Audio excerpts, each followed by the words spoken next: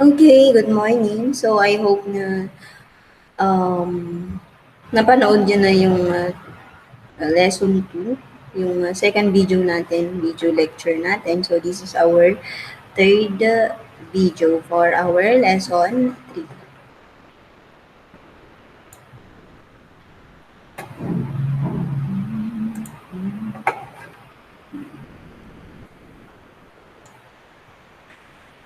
So last meeting or sa last video na sinend ko sa inyo, na-discuss natin yung about sa branches of accounting. So what are the branches of accounting? Ito yun, financial accounting, management accounting, yan, government accounting, auditing, yan, tax accounting, cost accounting, accounting education, and accounting research. So sana lahat ng sinabi ko dun sa second video natin ay naisaulo ninyo or napanood nyo yung differences ng mga branches of accounting natin. So let's go to, ayan, pinag-aralan din natin yung mga type of businesses na kailangan ng, kailangan nilang accounting services. So like for example, pag sari-sari store, ayan, drugstore, pare-parehas yan, grocery store, barbershop and salon, ayan, hardware store, yan, pare-parehas yung kailangan nilang accounting services, which is the financial accounting, management accounting, and auditing. Yan, tax accounting. So sa schools and universities naman, ayan, nadagdag lang dyan yung accounting education and accounting research. And then pag manufacturing naman o paper manufacturer, yan, nadagdag lang din dyan yung cost accounting. So kailangan natin, pag manufacturing business kasi, kailangan mo ng cost accounting para sa mga yan, raw materials mo na gagamitin, di ba? Now, let's go to users of accounting information. So, if you have your modules with you, yan, basahin, pakibasa na lang yung nasa module ninyo and sa dito, pinipresent ko.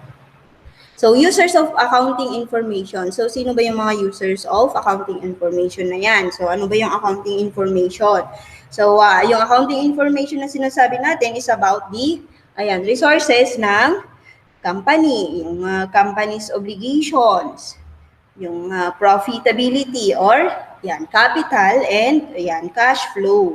And then, this information na to, makikita natin sa financial statement. So, ano ba yung mga financial statements? So, statement of financial position, statement of income, statement of changes in equity, yan, yung mga statement na yan na kailangan, na nakapaloob dun sa financial statement. So, notes to the financial statements,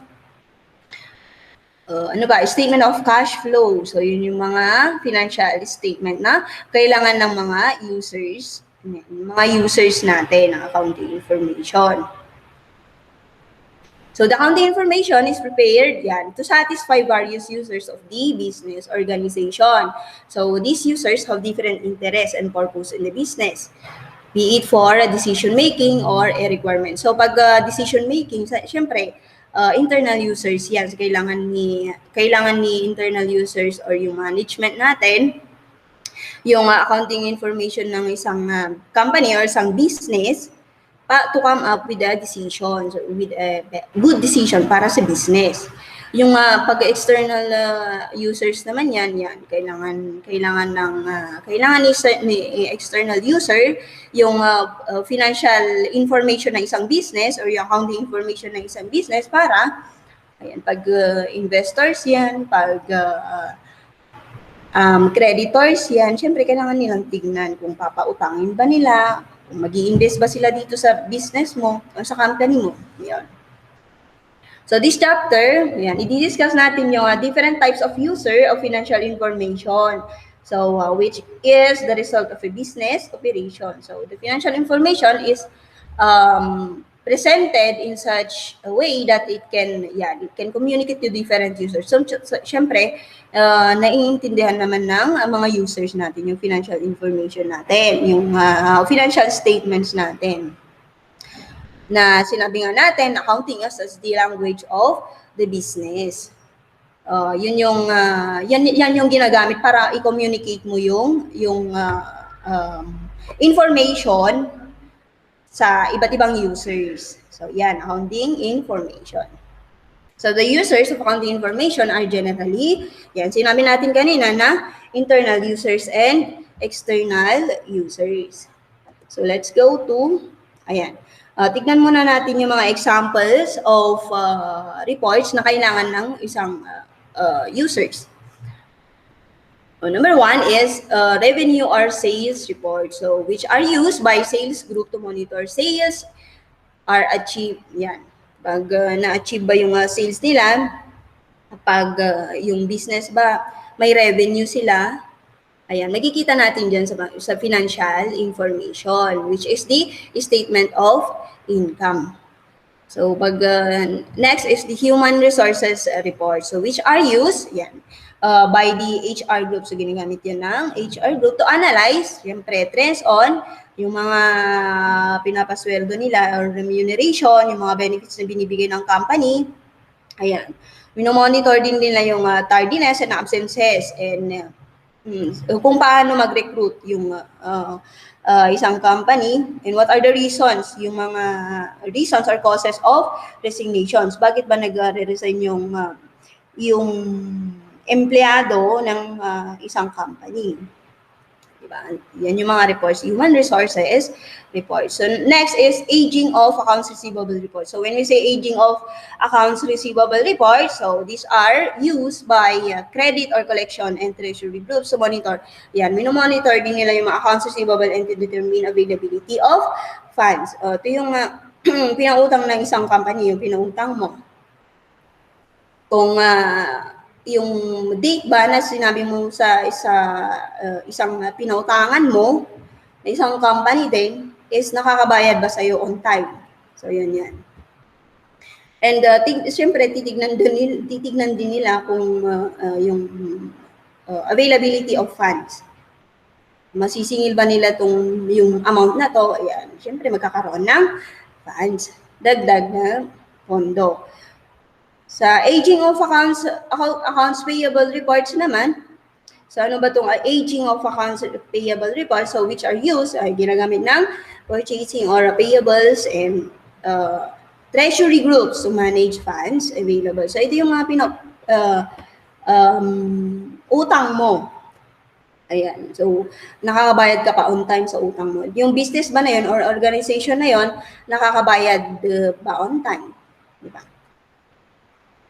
Dito naman sa cost reports, which are used by various cost centers to manage the cost and expenses of the organization. Yun nga sinabi natin, cost accounting, cost reports, ayan. Pag manufacturing yan, syempre gagamit talaga ng cost reports or cost accounting.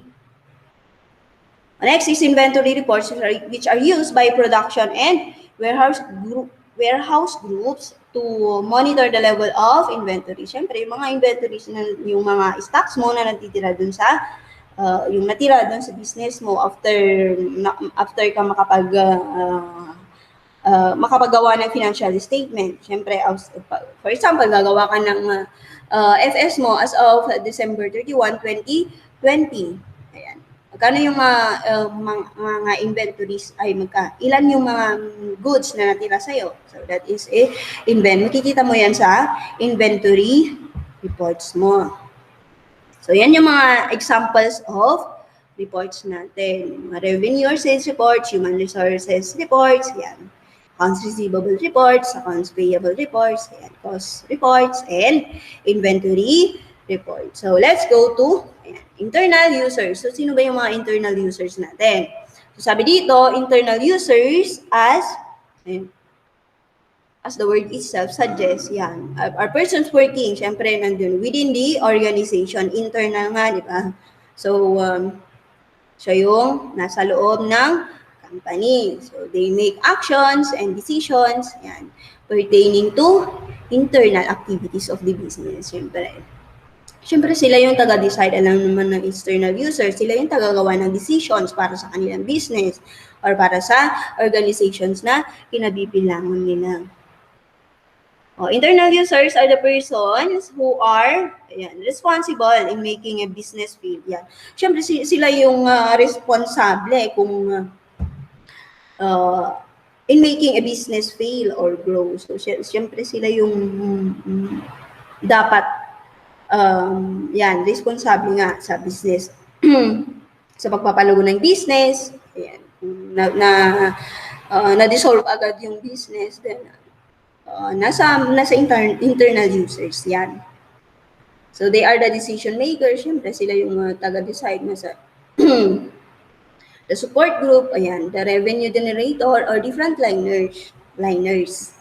Yan, each person or group has a specific role to play in the organization.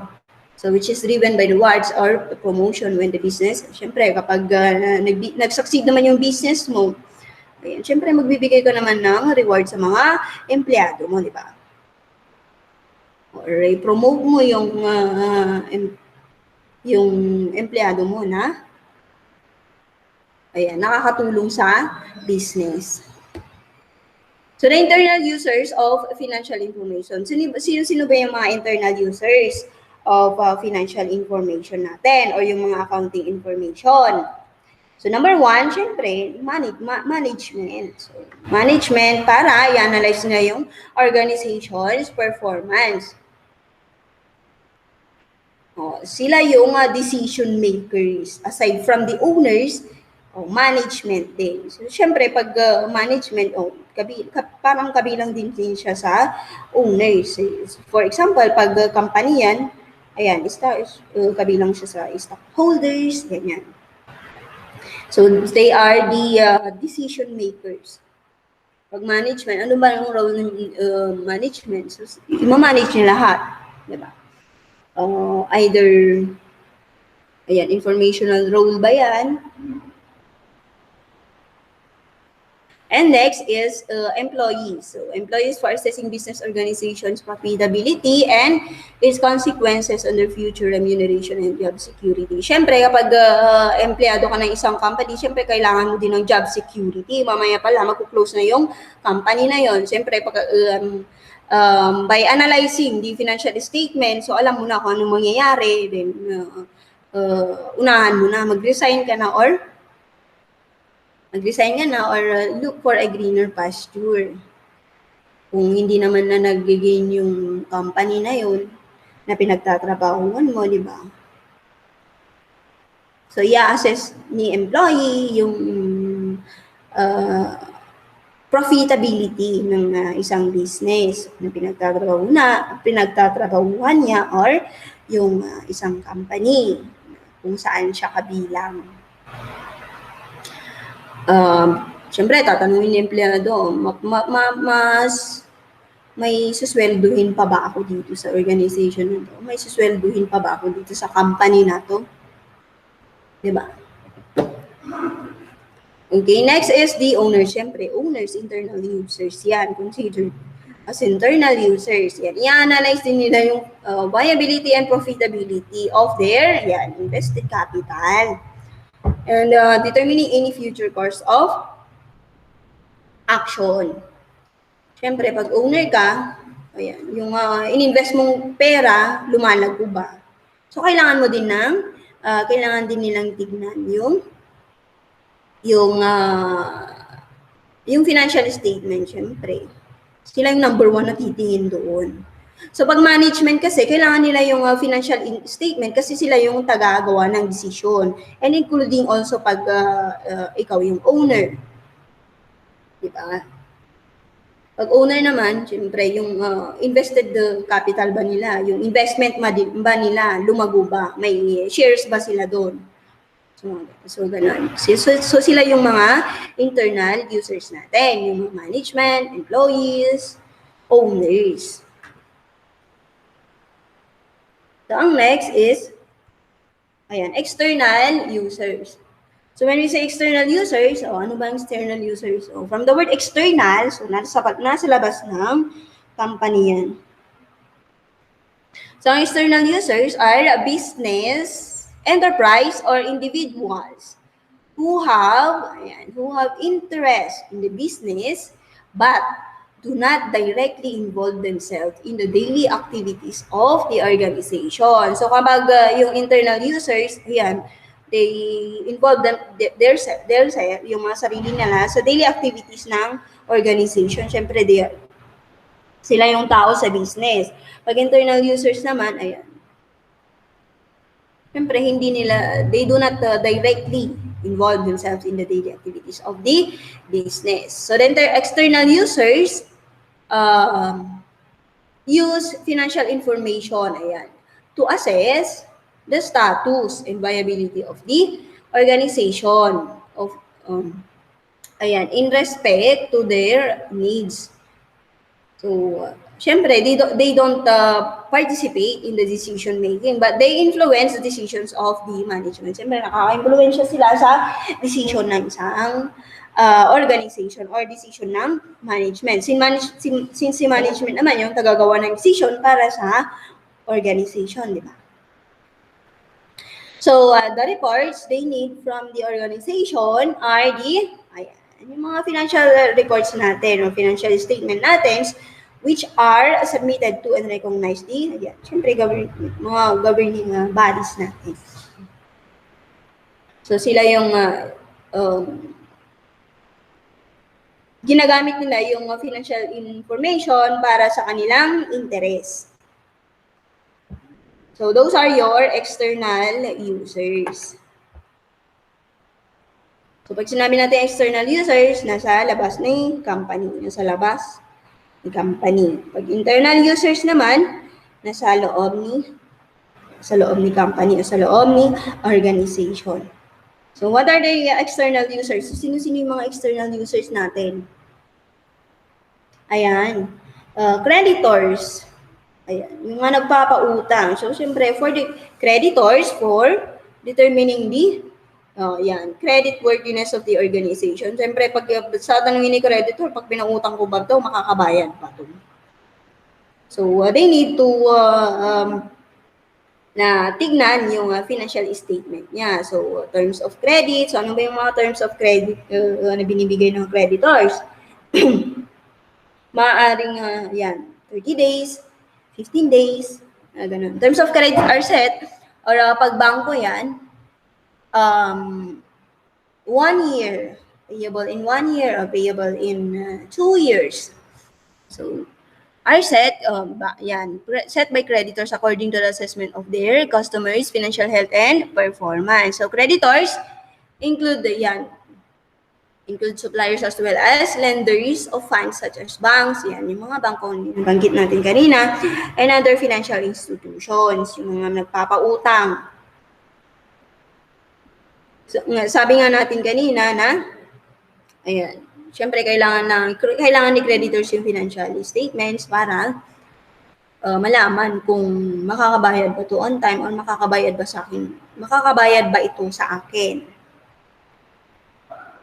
Itong company na ito, makakabayad ba pag pinautang ko? Yan yung mga tanong ni creditors. Kaya kailangan niya ng financial information. Next is the tax authorities. So, yan. Tax authorities for determining the correct tax payments and tax returns which will be filed by the business organization. Siyempre, kailangan ni tax authorities yan or yung BIR, yung BOC natin, or the local and municipal agencies, kailangan nila ng FS mo. Siyempre, kailangan mo siyang i-present para ma-compute nila kung magkano yung babayaran mong tax sa business mo, di ba? So, yun yung basihan nila para magbayad ka ng tax. Sabi nga natin sa second lecture natin dun sa about tax authorities, yan, na may dalawang option ka magbayad ng tax mo. Yan, tax avoidance and tax evasion.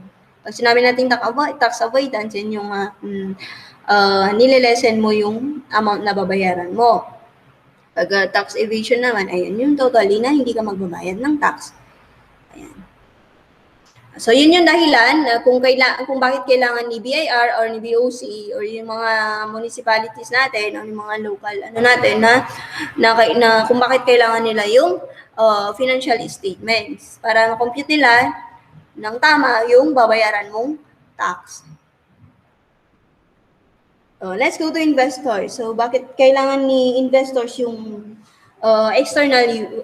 bakit kailangan ni investor yung financial information mo? Ayan, for analyzing and the feasibility of investing in the business organization. So kapag syempre tatanungin ni investors, kapag tatanungin niya sa sarili niya, kapag nag-invest ba ako dito, may return of investment ba, may ROI ba na bibigay sa akin, or may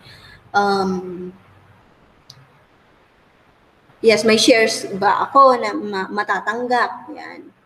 So, investors want to make sure that they can earn a reasonable return on their investment before they will commit any financial infusion or resources to the organization. Siyempre, bago ka mag-invest sa company na yan, pag-aralan mo muna yung financial statements nila. So, kapag nakita mo, wow, gumagana, nagigain naman yung business, hindi naman siya wala naman siyang nire-report na net loss. Puro siya, sa 5 years na operation ng isang business, puro siya net income. Nakita mo sa financial, sa statement of income niya. So, yun, kung bakit kailangan ni investors yung financial information. Next is the customers. Siyempre, kailangan din ni customers yung accounting information na yun. So, for assessing the financial position of each supplier, which is necessary for them to maintain a stable source of long-term supply. Siyempre, pag, for example, kapag grocery yan, diba, i-assess nila kung, siyempre, yung customer mo, dyan bumibili ng binibenta niya din na supplies sa mga customer niya din o sa mga siyempre i-assess din ni customer kung masusuplayan ba ako nito within lifetime ba na supply to, ganyan. So that is why kailangan din ni customers na yung financial statement ng isang company. Yan. Customers are the lifeblood of the business because they are the main source. Yan. Ayan. So, kung wala ka namang customer sa business, gagana ba yung business?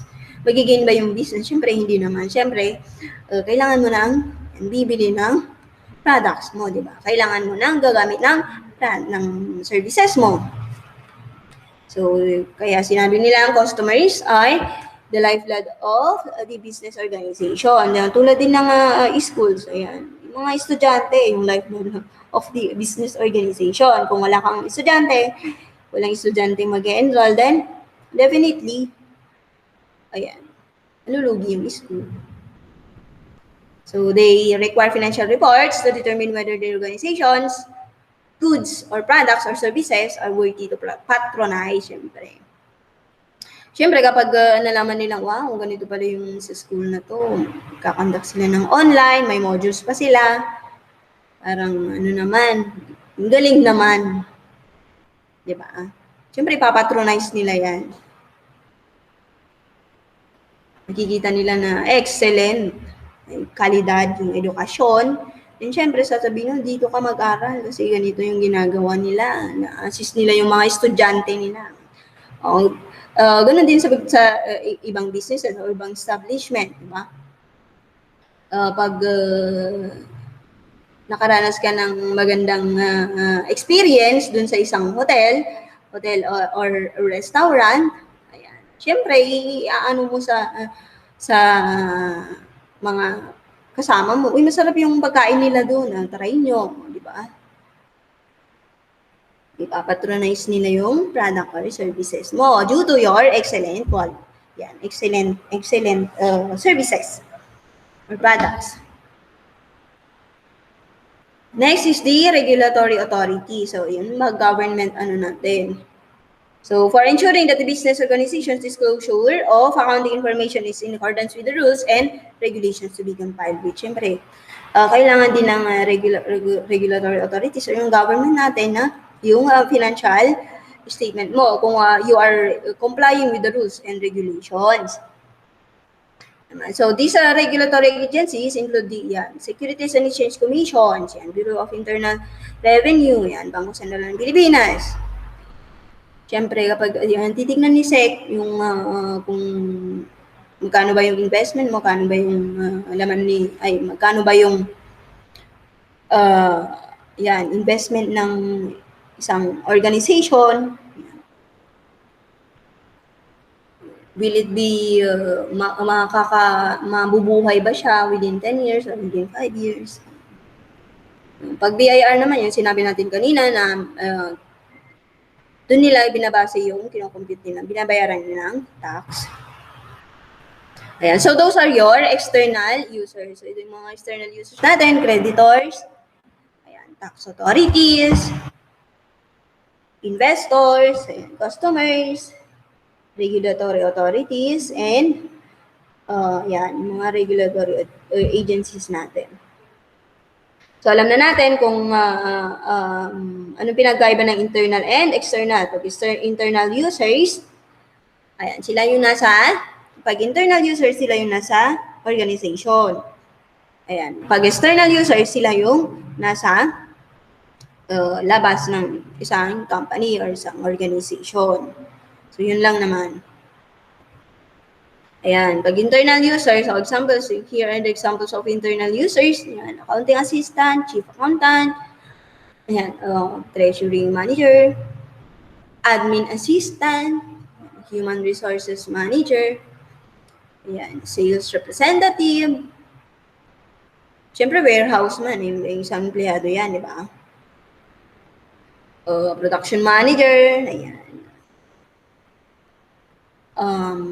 Chief Finance Officer, ayan, Vice President, yung sila mga President, yung mga owners yan, President, Board of Director, ayan. Yan yung mga examples ng internal users natin.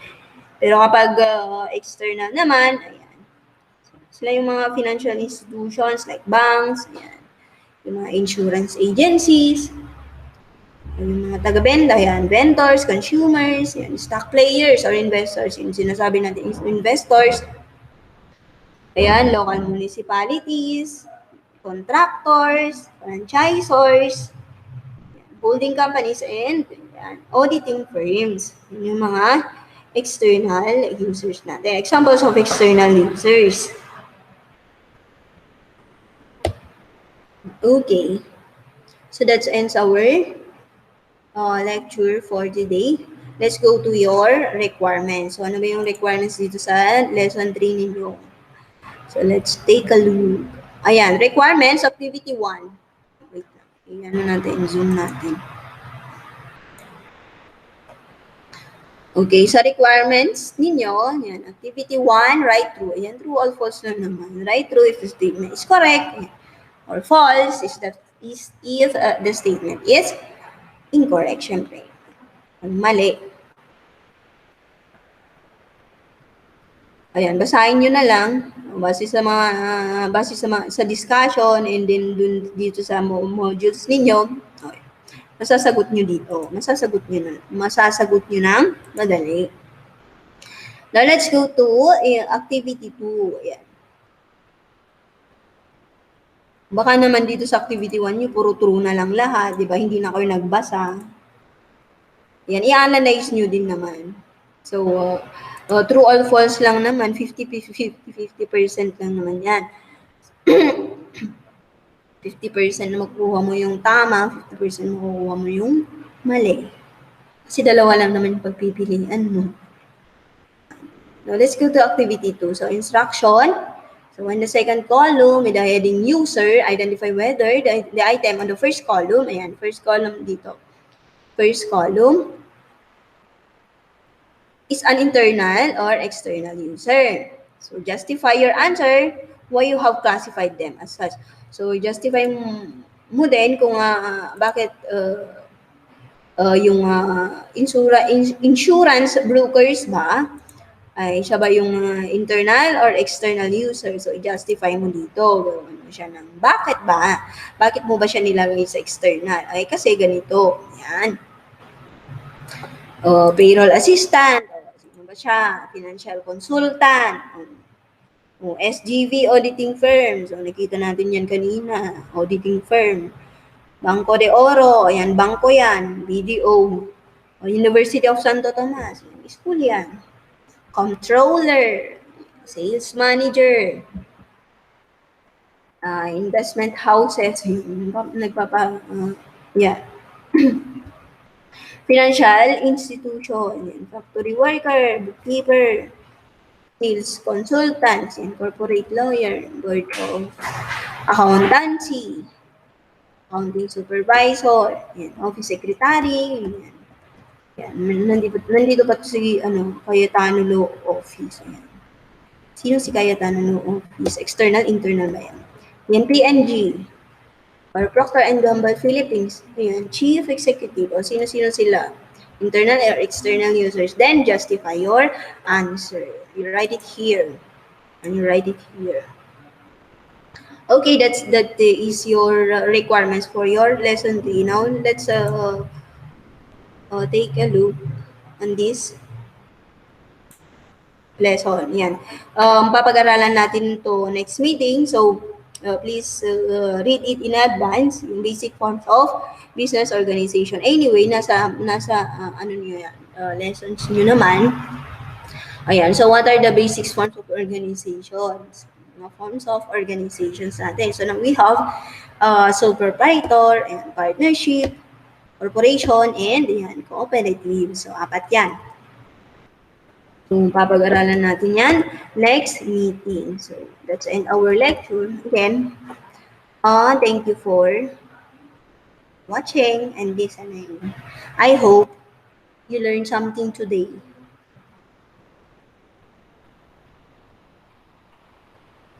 Bye.